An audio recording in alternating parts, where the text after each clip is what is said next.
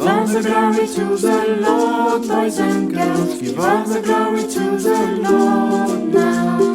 Give all the glory to my Lord, oh my heart. Sing for my King and my Lord. Give all the glory to the Lord, boys and girls. Give all the glory to the Lord now. Give all the glory to my Lord, oh my heart. Sing for my King and my Lord.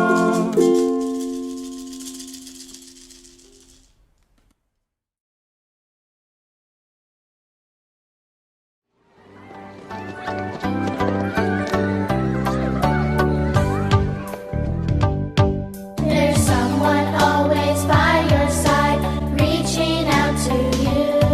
His name is Jesus. His promises are true. He wants to teach you how to live, show you how to play. He knows you will be happy if you follow him today.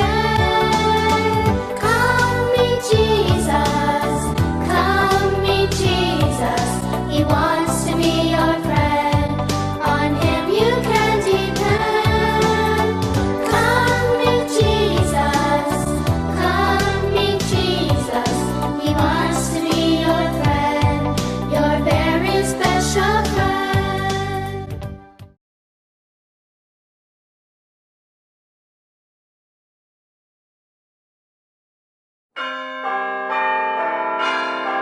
Marie et Joseph vont au temple pour présenter Jésus au Seigneur comme c'est écrit dans la loi. Ils amènent aussi 2 pigeons qu'ils devaient offrir au temple. Il y avait alors un vieil homme à Jérusalem qui s'appelait Siméon. Cet homme aimait Dieu.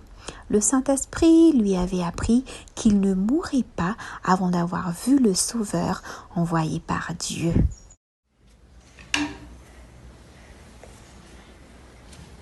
Maintenant, Seigneur, tu as réalisé ta promesse. Je peux mourir en paix. Cet enfant fera de grandes choses.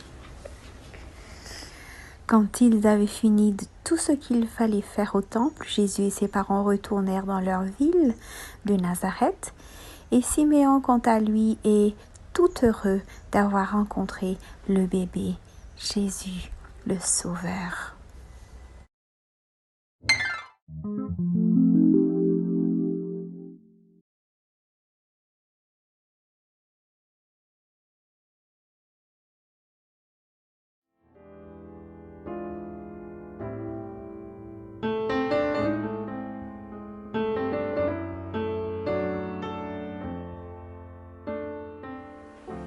Bonjour les enfants, je vais vous raconter une histoire. Chaque année, les parents de Jésus allaient à Jérusalem pour fêter la Pâque. Cette année-là, Jésus avait 12 ans. Quand la fête fut terminée, tout le monde rentrèrent chez eux. Mais là, les parents de Jésus se rendirent compte qu'il n'était pas là. Ils avaient perdu Jésus, ils avaient perdu leur enfant.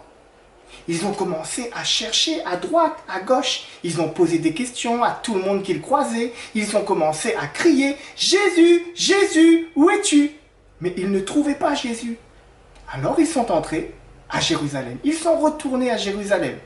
Ils ont continué à chercher 1 heure, 2 heures, 3 heures. C'est beaucoup, mais ils n'ont pas trouvé Jésus.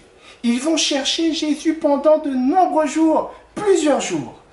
Vous imaginez être perdu pendant plusieurs jours? Sans maman, sans papa, loin de la maison? Certainement Jésus devait être dans un coin, tout inquiet. Il devait être en train de pleurer. Ben figure-toi que non. 3 jours de recherche et ils ont retrouvé Jésus. Et il était tranquillement dans le temple, en train de parler avec les docteurs de la loi, des sortes de professeurs de la Bible. Il discutait avec eux, il les écoutait, il leur posait des questions. Et tout le monde était surpris de voir à quel point Jésus était intelligent, surtout pour son âge. Même Marie, voyant cela, était très surprise. Et elle va lui dire ceci. Mon enfant, pourquoi nous as-tu fait cela? Vois comme ton père et moi, nous avons souffert en te cherchant. Alors Jésus répondit. Comment se fait-il que vous m'ayez cherché? Ne saviez-vous pas qu'il me faut être chez mon Père? Même si Marie, la maman de Jésus, ne comprenait pas bien ce que Jésus venait de lui dire, elle n'a jamais oublié ce jour. Elle n'a jamais oublié cette histoire. Ce jour où elle a compris que son enfant était vraiment spécial.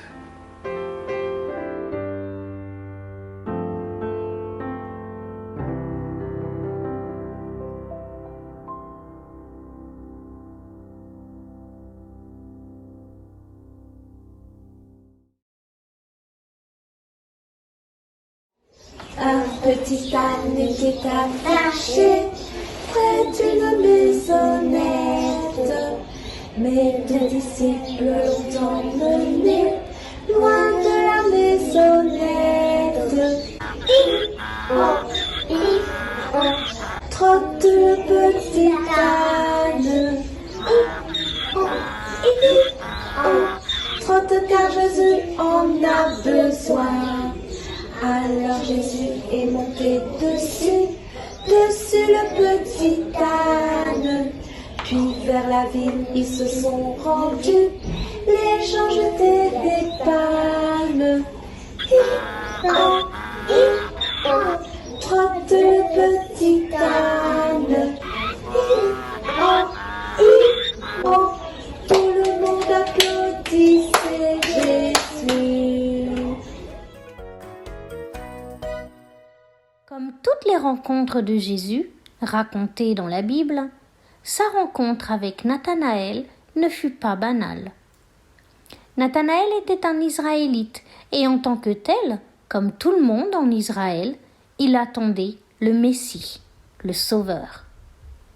Aussi fut-il surpris lorsque Philippe vint lui dire qu'il avait trouvé le Messie.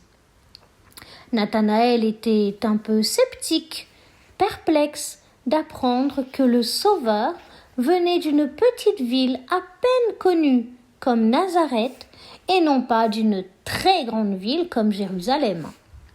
Néanmoins, il choisit de mettre de côté ses préjugés, ses idées fausses, pour aller voir et vérifier par lui-même. Effectivement, cette rencontre avec Jésus allait transformer sa vie. Jésus le reçut avec ces mots: « Voici un Israélite dans lequel il n'y a point de fraude.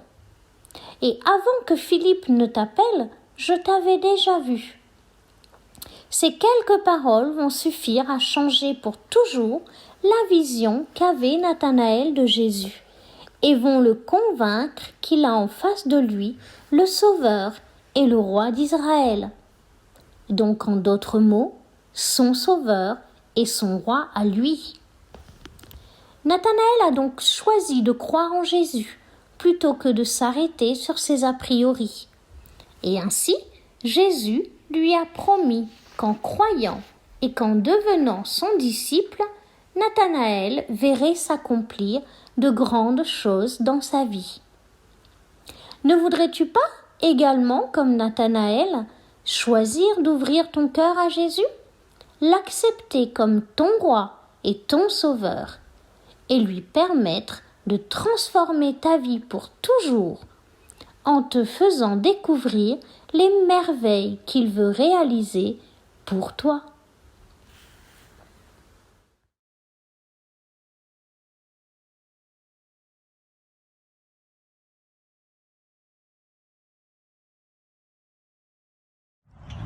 Jésus est obligé de quitter la Judée et de passer par la Samarie.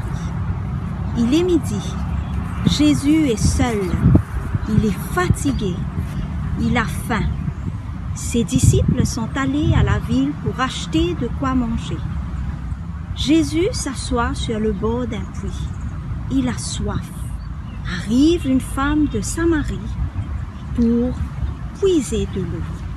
J'habite le village de Sichar. Je préfère aller puiser l'eau toute seule chaque jour, en plein midi, au plus fort de la chaleur.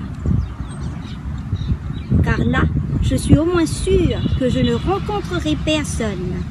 En effet, à ce moment-là, tous les habitants restent chez eux là où il fait le plus frais. Je n'arrive pas à avoir une vie paisible avec un mari, une famille. Je change tout le temps de mari. Au fond, je me sens pas très heureuse. Parfois, il m'arrive de pleurer. C'est quand je me dis que je ne vaux pas grand-chose. Alors, voyez-vous, moi, je préfère éviter les voisins. J'ai déjà assez de problèmes. There's someone always by your side, reaching out to you. His name is Jesus. His promises are true. Femme, je marchais tout le matin. Je suis fatiguée et j'ai soif. Donne-moi à boire, car je n'ai pas de sous pour payer tout et le prix est profond. À la manière dont tu es habillée, je vois que tu es juif. Ne sais-tu pas que dans mon pays, un homme n'adresse pas la parole à une femme qu'il ne connaît pas? Et toi, qui es juif, tu me demandes à boire à moi, une Samaritaine? Les Juifs et les Samaritains, c'est comme chien et chat. Ils s'évitent, sinon ils se disputeraient sans arrêt. Et ça, depuis toujours. Si tu pouvais deviner comme j'aimerais t'aider, comme j'aimerais ton bonheur, pourquoi tu me demanderais à boire? Tu voudrais m'aider, mais je ne sais même pas qui tu es. D'ailleurs, tu n'as rien pour puiser l'eau au fond du puits. Comment pourrais-tu me donner cette eau? He came and lived and died for you to show his Father's love, so you can live eternally with him in heaven above. Pour moi, ce qui compte, c'est ton bonheur. Je vois que tu n'es pas heureuse. Ta vie est compliquée. Tu as peur du regard des autres et tu restes toute seule dans ton coin. Je vois aussi que l'amitié, la joie, le partage avec tes voisins et tes voisines te manquent, puisque parfois tu pleures. Jésus aimerait offrir à la femme une eau qui mettrait son cœur en fête et qui lui redonnerait le goût de la vie et des autres. Mais qui es-tu, Seigneur? Tu connais mon nom, tu connais ma vie. Seul Dieu peut savoir qu'est-ce qu'il y a dans mon cœur. Serais-tu celui que Dieu a promis d'envoyer chez les humains? Serais-tu Jésus, son fils? Oui, je suis Jésus. Aie confiance en moi. Regarde ce puits. Depuis toujours, l'eau de cette source n'arrête pas de couler. L'amour de Dieu est bien plus grand que cette source. Dieu t'aime. Ton amour peut remplir ton cœur et te donner de la joie, la paix et la satisfaction. Va et vis heureuse. La femme court au village en disant: Dieu m'aime malgré tout. Si j'ai vraiment une chance d'être heureuse, je vais la saisir. Elle arrive au village et va taper aux portes des maisons du village. Venez vite, venez voir un homme qui est connecté de moi, ça m'a jamais vu avant. Il dit qu'on a besoin d'eux pour vivre, mais que ça ne suffit pas. Venez vite, je veux que vous le voyiez aussi. Venez rencontrer Jésus. Pour être heureux, on a besoin d'accueillir dans son cœur la source d'amour de Dieu pour la partager avec les autres.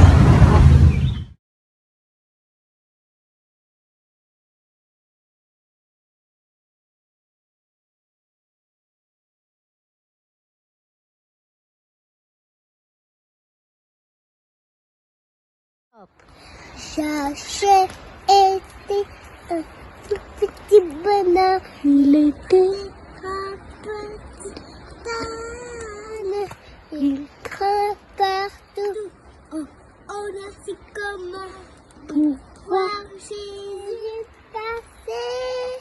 Et quand Jésus passait par là, il regardait en haut. Et il dit: descends de là. Aujourd'hui, il vient de ta maison.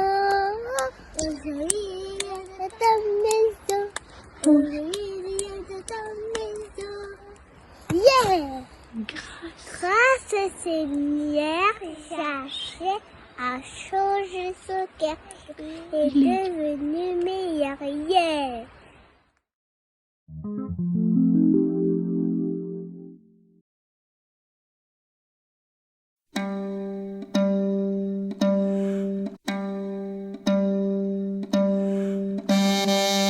Jésus rend visite à Marthe et à Marie.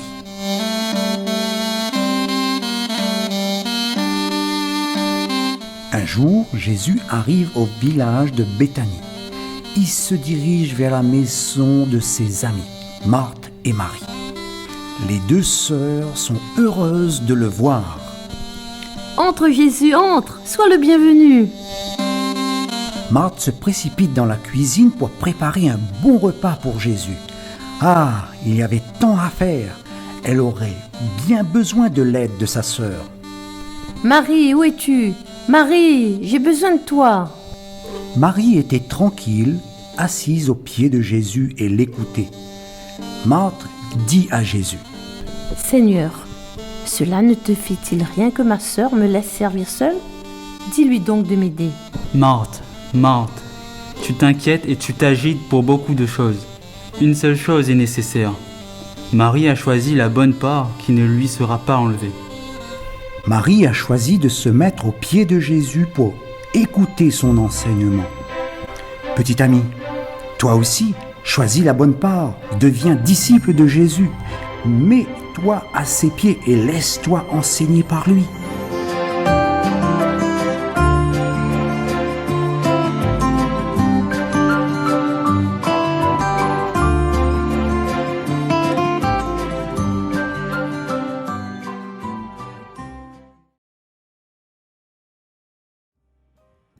Salut petit ami!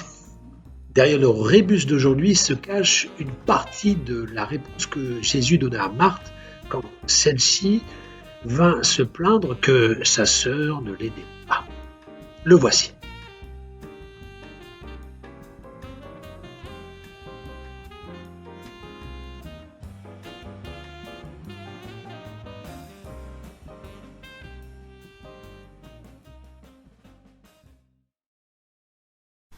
Avant de rencontrer Jésus, Saul avait de bons yeux, mais qui ne voyait pas la vérité.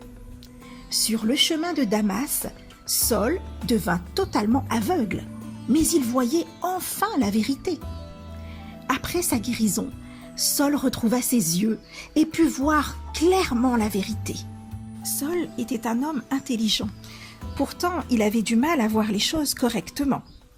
Avant de rencontrer Jésus, il pensait faire le bien en pourchassant les chrétiens, en les faisant arrêter, emprisonner et même tuer. Il se croyait un justicier. Mais un jour, sur le chemin de Damas, il fut aveuglé par une grande lumière et il entendit une voix qui s'adressait à lui. « Saul, Saul, pourquoi me persécutes-tu » Il répondit « Qui es-tu, Seigneur » Et la voix répondit « Je suis Jésus que tu persécutes ».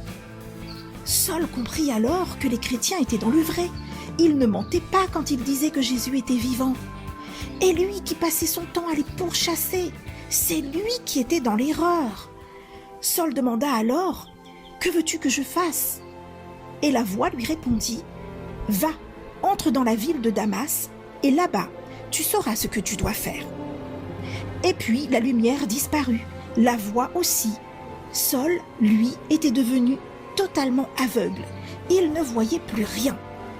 Mais il alla à Damas, et là, il rencontra un disciple de Jésus nommé Ananias, qui posa les mains sur lui et pria. Aussitôt, Saul retrouva la vue. Des sortes d'écailles tombèrent de ses yeux, et il comprit que Jésus était vraiment le Fils de Dieu, capable de guérir ses yeux aveugles. Il ne voulait plus pourchasser les chrétiens. Il voulait les aider à annoncer que Jésus était vivant.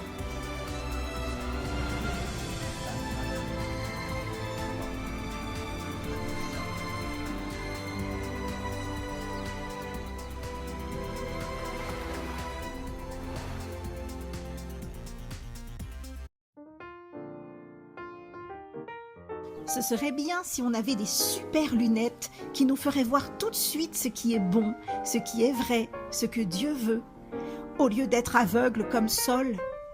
Alors aujourd'hui, je te propose de fabriquer tes super lunettes. Il te faut une feuille de canson, règles, ciseaux, un crayon à papier, colle, un pinceau, des sequins, des paillettes et c'est tout. Tu plies ta feuille en deux et tu traces tes lunettes en rond ou en carré. Tu découpes tes lunettes en gardant bien ta feuille pliée en deux. Maintenant, tu dois couper à l'intérieur des lunettes. Fais bien attention. Il faut décorer tes lunettes avec de la colle et ton pinceau. Tu colles les sequins et les paillettes. Si tu n'as pas de sequins et des paillettes, tu peux décorer avec des crayons de couleur. Et voilà, tu peux faire des super lunettes. Des super lunettes pour s'amuser ou pour faire le carnaval.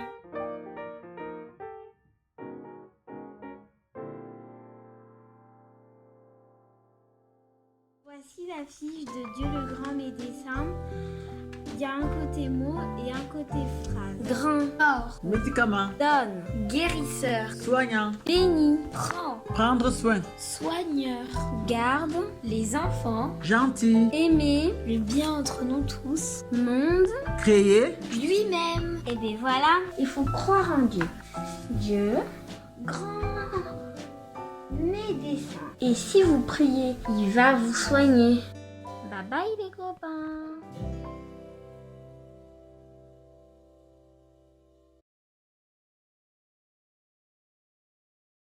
Un jour tu devras rencontrer ton Dieu. Dis, es-tu prêt? Un jour tu le verras, oui, de tes yeux. Dis, es-tu bien prêt? Oui, maintenant, il est encore pour ce grand jour. Mais oui, prépare-toi. Oui.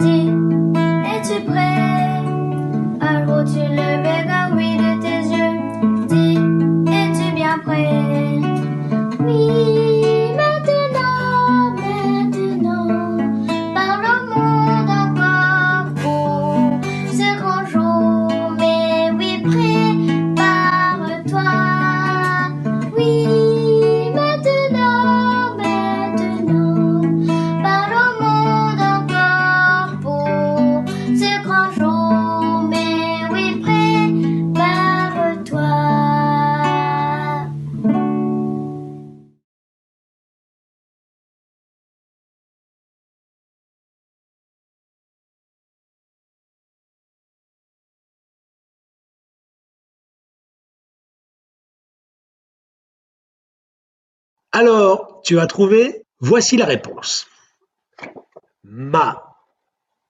Marie a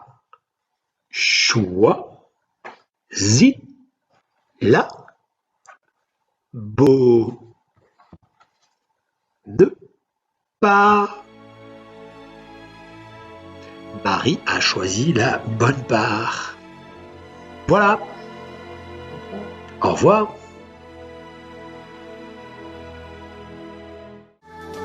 Come meet Jesus, come meet Jesus. He wants to be your friend. On him you can depend. Come meet Jesus, come meet Jesus. He wants to be your friend, your very special friend. He's always your best friend.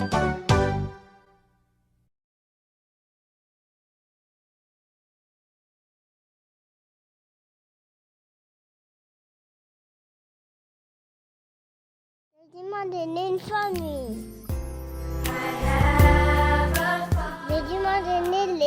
grands-parents. He calls me his own. Jésus m'a donné des anges. Never leave me, no matter where I go. He knows my name. Jésus m'a donné à manger. Every thought, Il m'a permis d'aller à each l'école. tear that falls, and hears me Il m'a permis d'aller à l'église. call.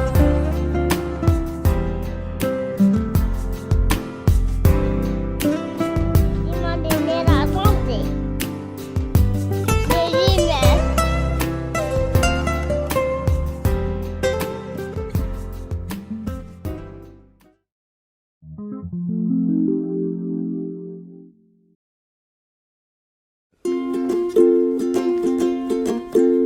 Give all the glory to the Lord, boys and girls. Give all the glory to the Lord now.